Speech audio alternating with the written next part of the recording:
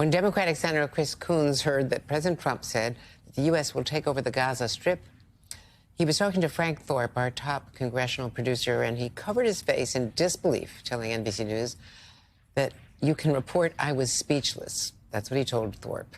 Joining me now, Democratic Senator Chris Coons of Delaware, a member of the Foreign Relations, Judiciary and Appropriations Committees, and a former, I believe, subcommittee chair of the Africa Subcommittee, someone who has had long involvement with PEPFAR and other of our foreign aid programs. You've had time now to process the news about Gaza that came yesterday. In a prepared statement, clearly, the president was reading notes. What's your reaction to the president of the United States? Well, Andrea, I thought the announcement by Trump, which seemed to surprise even Prime Minister Netanyahu, that we would occupy Gaza and forcibly relocate 2 million Palestinians when the neighboring countries, Egypt and Jordan, do not want Palestinians to be forcibly relocated to their territory, and Gazans are not seeking to be relocated, struck me as a dangerous distraction.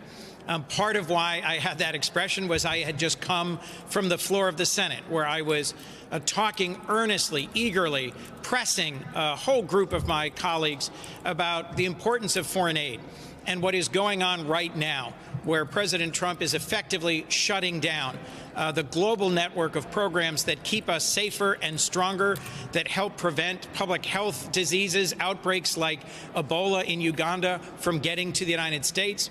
They help counter human trafficking in countries like Mexico. They help provide stability and security in countries that have been torn apart by civil war.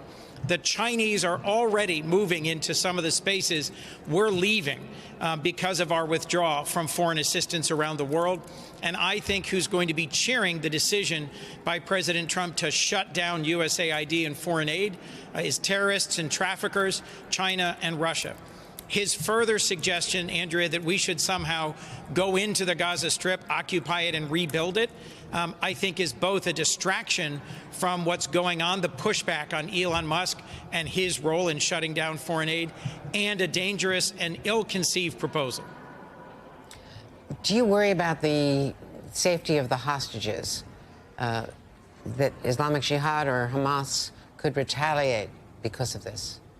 Yes. Look, a ceasefire was in place. Hostages were being released. There was a path forward. And now President Trump has thrown it all into chaos again with a out-of-the-box proposal that nobody saw coming. He is an unconventional president who's more used to leadership on reality TV than on the complex diplomatic field of a place like the Middle East. The heads of state of all the surrounding countries have worked with the United States to try and move forward a regional plan for peace. It did not include forcibly relocating millions of Palestinians. Let me also add, Andrea, that Gaza today is a humanitarian disaster. There is very little water, food, housing. It has largely been destroyed in the war since the October 7th attack on Israel by Hamas. And President Trump is right now laying off exactly those Americans who have experience dealing with refugees, with folks who need clean water and public health and safety, and who need shelter. That's what USAID does. They respond to natural disasters. When there's a hurricane or an earthquake, they send in the so-called DART team from AID, and they have partners around the world. It's exactly the folks who could make that recovery in Gaza possible who are being defunded and laid off, and whose programs are being shut down. Now, the Secretary of State, Marco Rubio, has tapped the Director of Foreign Assistance at the State Department, Pete Marocco, to review the agency's work. There were reports that he was at the January 6th attack on the Capitol. He was not charged, though. We've requested comment, but what is your reaction to that?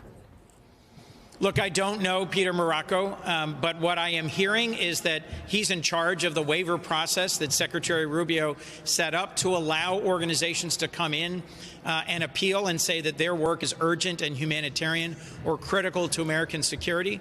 And while waivers have been signed, money is not flowing. And that's why so many local partners are being laid off and vital programs shut down.